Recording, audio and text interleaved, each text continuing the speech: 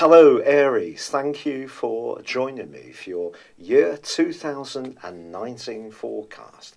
This is for the Sun or the Ascendant. Now each year there are some things that stay the same, and one of them is that the Sun will be in the sign of Capricorn as you enter into January. But this year there are other influences fermenting for you which could make this a particularly positive start to the new year. The first, without any doubt at all, is that your ruling planet Mars enters your sign on the first day of January. This is awesome, Aries. This is like recharging you with the jolt of energy that was formed into you when you were born. Mars is about initiative, it's about go-getting, it's about enthusiasm, it's about drive, it's about really having goals and determination and the confidence to go for them. So you're really being fired up. With the Sun in your 10th solar house, that's very much about how you fit in with the wider world. It's also about your career, the things that you're ambitious about. But in order to achieve our ambitions, we have to have a good appreciation of the things which make us individual. And Mars is certainly going to help you. But also, as this year begins, Mercury, the planet of communication, is in your sister fire sign for the first 4 days of the year and is forging a link with Uranus in your sign. Now, Uranus is going to be with you through to the 5th of March 2019. Then it's not set to come back for another 84 years. Since 2011 full-time and 2010 for 5 months, and apart from 5 months of last year, you had an opportunity to benefit from the innovation that Uranus is so well known for. It is a restless spirit, but this angle to Mercury could see you buzzing with enthusiasm about ideas you have to implement as you go into this new year. And some of these may be very different to other people. You're not going to be a dedicated follower of fashion. You're going to be a trend setter. And that's really exciting. But there's more, because Uranus has been tracking backwards for 5.5 months. And on the 5th of January, that comes to a close. Now, he will be going forwards until he makes his transit into your 2nd solar house on the 6th of March. But in this early phase of the year, that's a very encouraging development for you, because when any planet's retrograde, it can make the energies of that planet more introverted. So the retrograde coming to a close is something you really will savour. But there's much more than this, because, of course, Saturn, the planet of structure, has been in the sign of Capricorn since the 19th of December 2017. Now, it's going to continue with you for you all year in Capricorn. So it's asking you to be very dedicated to the things that you do believe in.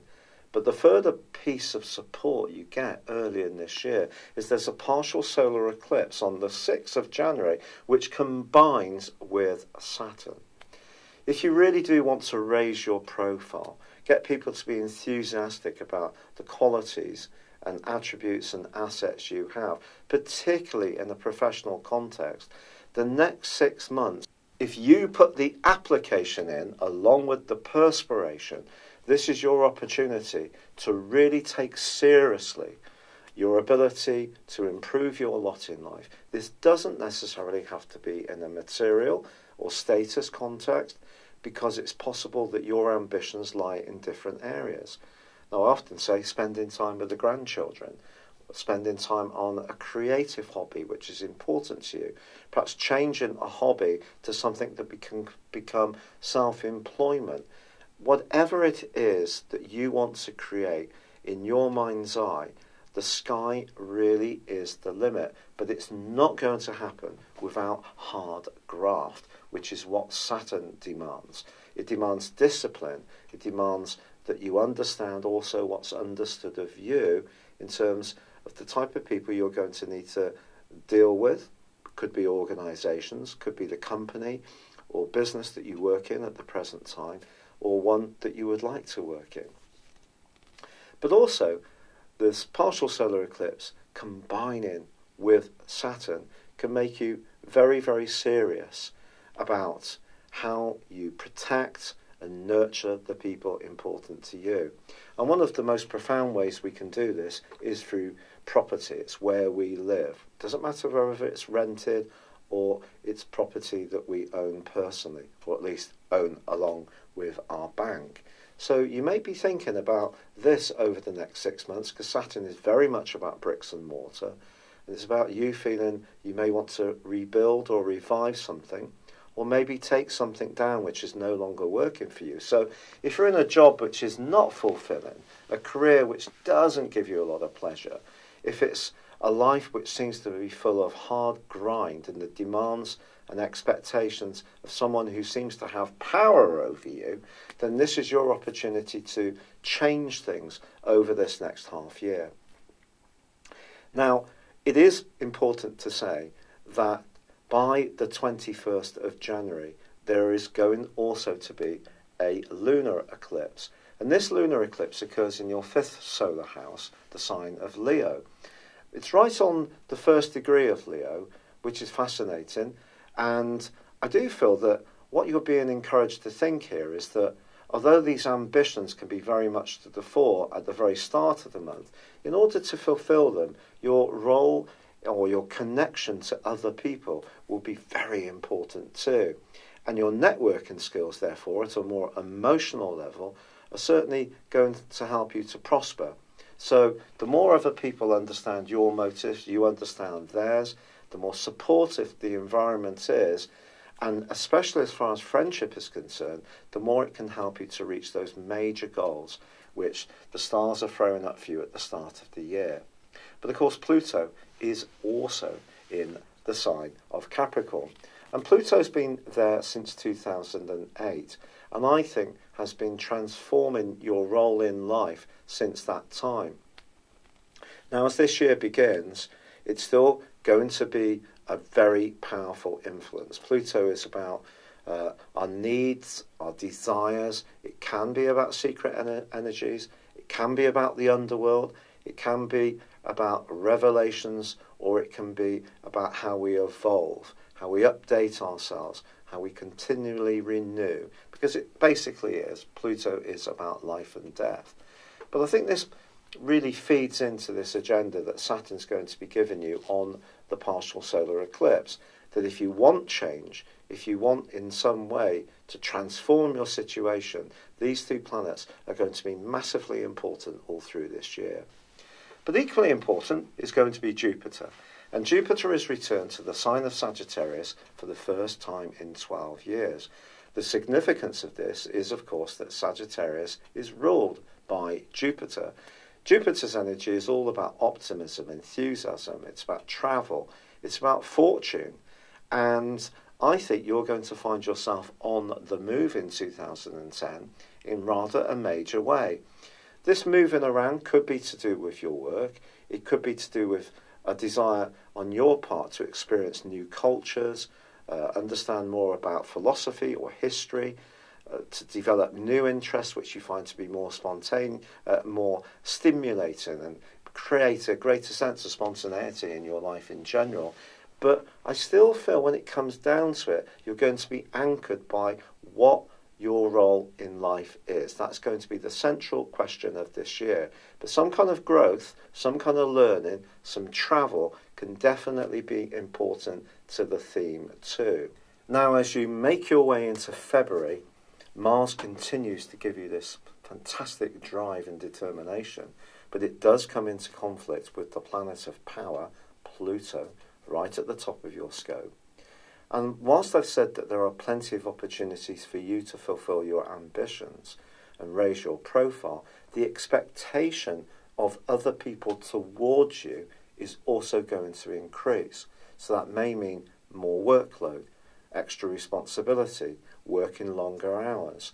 It may mean that you're working for a boss or in an environment where the going is quite tough at times. And this could be one of those times when the rivets can pop out a little bit on the 1st and 2nd of February. And you could feel quite resentful about the amount of force or scrutiny that you're receiving from someone rather senior or authoritative that you just have to interact with. Now, you could push this and make sure that you stand your ground, but if you do, it could be something that snaps. Sometimes we have to accept who holds the power in a situation. We all do. And this could be one of those for you. On the other hand, you may feel that there's something that's so important to you, even if your parents don't approve of what your plan is, or perhaps your partner, you feel you've got to stick with it. And even if they're resistant to your ideas, you are going to stick with it, but that can cause tension, and that may be something you need to speak through. Now, later on, the 14th, in fact, of February, well, Mars moves out of your sign, and for the following 6 weeks gives you a great opportunity to improve your financial situation. But before it says cheerio, it is going to be combining with Uranus. And I just feel, therefore, towards the middle of the second month of this year, you could feel particularly restless if you are pinned into a situation which does seem to have a limitation of options. Also, from the 20th through to the 25th, Venus is going to be combining with Pluto in Capricorn. The suggestion here is that someone could be hugely charming to you during this period of time if they do want you or they appreciate what you do, and may absolutely be fully praiseworthy in recognising the hard work and application you've put in. If they really, really respect you, that may even lead to some kind of improvement in your status. But also be aware that when Venus and Pluto are involved, sometimes charm can be used in conjunction with power. So it's almost like the steel fist inside the velvet glove. So what appears to be a really positive opportunity could, at some level, have a catch. So just be mindful of this. But this takes us through to the 5th of March, when Uranus finally ends its long journey through your sign. I'd like you to look back over those past 7 or more years to consider what this has meant to you. It's probably meant that at some point or at some level, you've embraced the more authentic side of your nature. It didn't mean to say that you were being insincere before, but you tuned into the corners of your being to make sure the more individualistic side of your talents and your personality have been manifested at some level during that period of time. And it just depends on exactly where your planetary positions in your natal horoscope are, just how much Uranus has had an impact on you. But I think on the 5th of March, it would really be worth looking back and just thinking how far you've come, because I think you will have travelled in some way, particularly creatively. You may have broken away from a relationship which really bored you or limited you from being the person you truly want to be. Perhaps there have been times when you have been in conflict with people, but maybe now they have a much greater understanding of your need to change, to evolve, to innovate, to be a different kind of person. So that brings us to Uranus moving into Taurus. Going to be here now for the next 7 years. And I think the innovation that comes with Uranus can really be working its magic in terms of how you can improve your financial lot. Now, if you are someone who's quite entrepreneurial, this is going to be food and water to you, because it's going to be an opportunity to show flair, be more original in your thinking, to shake things up a little bit. But if you're someone who's more happy with the status quo, there could be a little bit of a challenge. You may have to find ways to reinvent what you do somewhat, and that's going to be a challenge for us all as Uranus goes through a fixed sign, which is what Taurus is. Taurus is about permanence, it's about stability, it is about money, but it's also about sensuality. It's about the good things in life, and the world is changing at such a dramatic pace. Where the world will be in another 7 years' time is something that we can certainly speculate about, but it is going so quickly. I think it is going to have a profound effect on all of us. And for you, I think it's going to be about how you validate yourself and also how you earn a living. Now, there are going to be mixed influences right at the start of April. The good news, of course, is the sun is in your sign, and that's really revitalising you and giving you more punch. But Mercury is still locked just behind your sun in your 12th solar house, and for the first week is combining with Neptune still.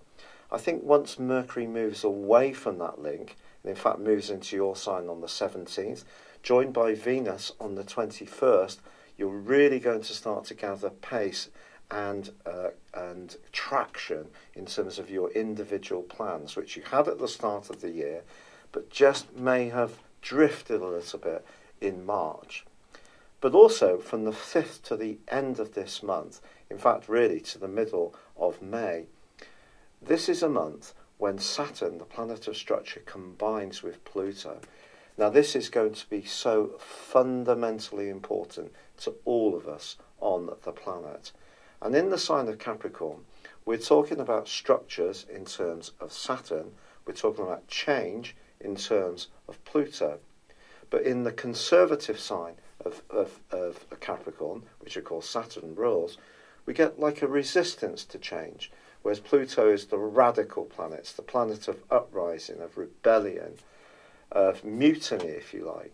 So this is going to be a fascinating influence for you. From the 5th through to the middle of May, whatever your role in life is going to come under a great deal of scrutiny. Now, how this works for you, if you're wanting something to change, it can be a time of radical improvement for you.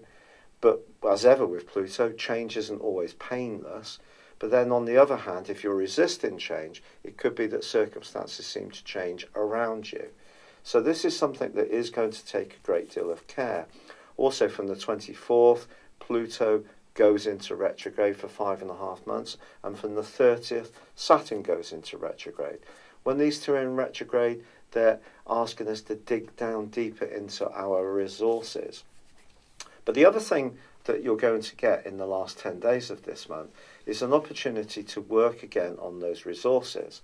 But there is something I haven't told you about that's so vital to April, but also so exciting, and that is that on the first day, your ruler Mars moves into Gemini. Now, Mars in Gemini is a fascinating transit. It's going to last for 6 weeks through to the middle of May. And if you think about it, this is an opportunity to use your drive around your words, your thinking, or perhaps around technology that you might use if you're interested in publishing or journalism or just being more interactive in your community or just getting fitter. This is going to be a fabulous transit for you. But remember, in the very first week, there's still that tender link between Mercury and Neptune, which may leave your nervous system a bit below par, so don't push yourself too hard. But I think generally April is going to be a blockbuster month, and you can see that May is going to be significantly important too, although I think you're going to be thinking more about the earthy things in life of May, much more to do with your resources. Now, the other thing that happens in April is that Jupiter slams on the brakes and goes into a retrograde. Jupiter, remember, is all about expansion. It could be that you've tried to learn new skills and maybe you're going to revisit that and learn other ones. Your plans for a holiday may alter. It's possible that the learning that Jupiter can bring can be at a more philosophical or spiritual level. It doesn't have to be played out by you roaming around the world doing your own global backpacking tour. It can work out from the comfort of your home too. But April and May, fantastically important months, that's for sure. Now, the first week of May also throws up an intriguing aspect. This is when Mars in Gemini goes face to face with the retreating Jupiter in the sign of Sagittarius. This is a time when your word power or your desire to travel can be very tangible. You can be very persuasive, and someone may absolutely be totally bewitched and smitten by what you have to say. So an exciting energy in terms of chatting to anyone new or the sharing of ideas. But Mars opposite Jupiter can also see us almost overstate something. So if you're involved in any contractual discussions at the start of this month, just rein in a desire to really, because your ambitions are really going to be so strong with Saturn's conjunction to Pluto, just rein in any temptation to over-egg the pudding and just try a little too hard to make a great impact. But at the heart of the month, well, we have a big change because both Venus and Mars are going to be moving. This can be very positive for you, and for about 3 or 4 days they're actually forging a gorgeous link. But I think it's more the 21st of May that's really significant, because on that day the Sun arrives in Gemini, but also the ruler of Gemini, Mercury, returns to its home zone. Of course, it also rules Virgo, but in Gemini this is superb for you, and this is going to give you a taste of that energy you had at the start of April when Mars burst into Gemini and is with you to the middle of this month. So I think generally your ideas are going to be much more sparkling this month, and the pace of life is going to be picking up considerably. Expect a lot of text messages, emails, moving around, lots of conversations, stimulation. You will not find it boring, that is for sure. Now, moving into July, the 2nd and the 16th see 2 eclipses. On the 2nd, it is a solar eclipse, a total solar eclipse. And this is going to give you an opportunity to think very much about the basic foundations of your existence, where you feel most comfortable. Going back to that issue of home that I told you about at the start of this. But the lunar eclipse, which occurs on the 16th, is much more to do with your role in life, and that's going to be combining with Pluto. Now, I said at the outset of this video that Saturn and Pluto are going to be shaping your reality all through 2019, especially as far as your ambitions and goals are concerned. So you could have a conflict in the second half of this year, where on one hand you want to make sure you feel as at ease as possible, that you have that comfort factor, that things are thriving around your family or emotional life, and yet the demands in your professional world are going to continue to be very strong. Now, fortunately, on the 2nd of July, also, Mars moves into the most upbeat part of your scope, into the sign of Leo. And this gives you a chance in the following 6 weeks to really supercharge your energies. But equally, it is important to know that the North Node, the point of destiny, which so far this year has been in Cancer and will continue to do so through to May 2020. That's reminding you, it's not conjunct this eclipse, but it's just reminding you of the importance of making sure that you feel really that your foundations, your sense of security are working well. Now, Jupiter is going to be ending its retrograde in August, which is definitely a positive factor for you. But the second half of this year is really going to be strongly influenced by your role in life and how you support it, not least by the fact on the 3rd of December, Jupiter, the planet of growth, moves into Capricorn. This is great for business. It could be good for the economy of certain countries, and it may see a more business-like agenda start to creep into the way that we all think.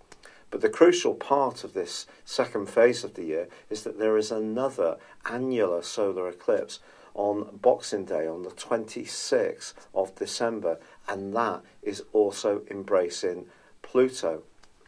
So as much as Uranus is going to be shaken up your way of approaching finances, Jupiter for much of this year gives you a desire to be much more adventurous. The solar return at the start of this year saw Mars asking you to be much more individualistically minded.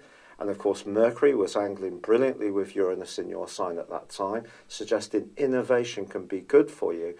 But when it really comes down to you, your year is going to be defined by the comfort you have in your worldly role and the comfort you have in your homely role.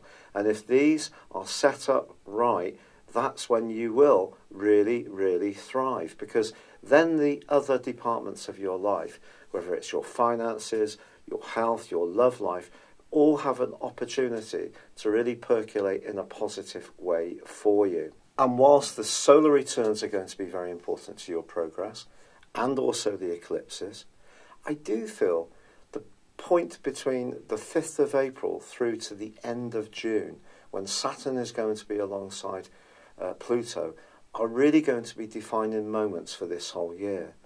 In some ways there could be change, radical change. Some things that you've been adhered to in the past could be torn down, but they could be rebuilt. This can happen in a metaphorical sense, it can happen in a physical sense. You may actually be involved in some kind of physical renovation to a property, or it could be that a business that isn't working can make way for something that will, or a job that's lost its appeal needs to make way for one that really grabs your attention. So it can be a very, very exciting year. Jupiter is going to give you a huge amount of enthusiasm for most of the year. And those solar returns, particularly with Mars in your sign, can give you a lot of courage to really march to the sound of your own drum. It's been a real pleasure being with you, Aries.